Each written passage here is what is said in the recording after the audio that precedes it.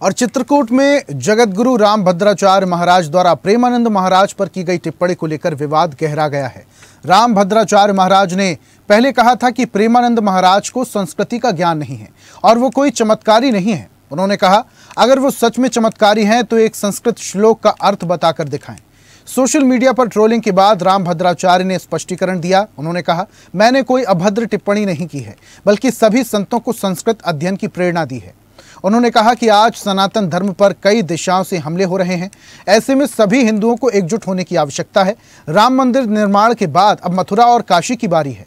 उनके उत्तराधिकारी रामचंद्र महाराज ने कहा कि विवाद को गलत तरीके से प्रस्तुत किया गया है और जगत गुरु का जीवन शास्त्र के लिए समर्पित रहा है। आज सनातन धर्म पर चारों ओर से आक्रमण हो रहे हैं।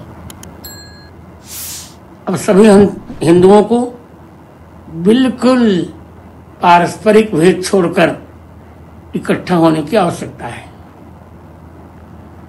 हमने 5.5 पर 100 वर्ष की लड़ाई जीती, श्री राम मंदिर हमें मिल गया। अब श्री कृष्ण जन्मभूमि और काशी विश्वनाथ भी हमें मिलेगा, पर हमें सबको इकट्ठा होना होगा। रही बात प्रेमानंद की, मैंने प्रेमानंद जी के लिए कोई भी अभद्र टिप्पणी नहीं की है।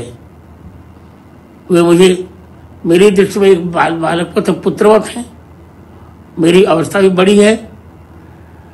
एक आचार्य होने के नाते मैं सबको कहता हूं कि संस्कृत का अध्ययन करना चाहिए। आज जो सामान्य लोग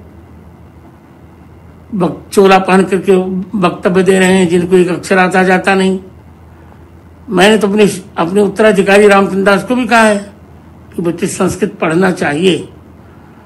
और मैं सबको कह रहा हूं, प्रत्येक हिंदू को संस्कृत पढ़ना चाहिए।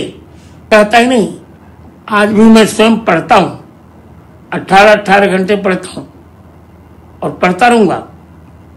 यावत जीव मधीते विप्रः, इसमें प्रेमानंद के लिए कोई मैंने ऐसी टिप्पणी नहीं की है। हाँ, चमत्कार को मैं नमस्कार नहीं करता, ये सत्य है। ये तो मैंने अपने शिष्य धीरेन्द्र शास्त्री को भी कहा, बेटा पढ़ो लिखो, सब लोग पढ़ो, क्योंकि भारत की 2 प्रतिष्ठाएं हैं, संस्कृत और संस्कृति। भारतस्य प्रतिष्ठे 2 संस्कृतम संस्कृतस्तथा। भारतीय संस्कृत को जानने के लिए संस्कृत का पढ़ना नितांत आवश्यक है। मैं किसी के लिए कुछ भी नहीं कह रहा हूं, सभी संत मेरे लिए स्नेहभाजन है। विवाद की कोई परंपरा नहीं रही है, संवाद की परंपरा रही है पुरातन काल से। पूज्यपाद जगतगुरु जी का जो जीवन है, वो संपूर्ण जीवन उनका शास्त्र के लिए समर्पित रहा है। चित्रकूट की धरा ने ना जाने कितना गौरव उनसे प्राप्त किया है। उसी विद्या के बल पे ही हमने 550 वर्ष की गुलामी को समाप्त होते देखा और आज दिव्य भव्य राम मंदिर भी बनते हुए देखा। उसी प्रज्ञा को लेकर वो कहते हैं कि कृष्ण जन्मभूमि की भी जब बात आएगी तब मैं न्यायालय में खड़ा मिलूंगा। उसी प्रज्ञा के आधार पर वो कहते हैं कि जब काशी विश्वनाथ की बात आएगी तब मैं ज्ञानवापी के लिए भी मैं बाबा विश्वनाथ के पक्ष में न्यायालय में खड़ा हूंगा। तो उन्होंने, उनका जीवन जो है संपूर्ण वो शास्त्रमय है।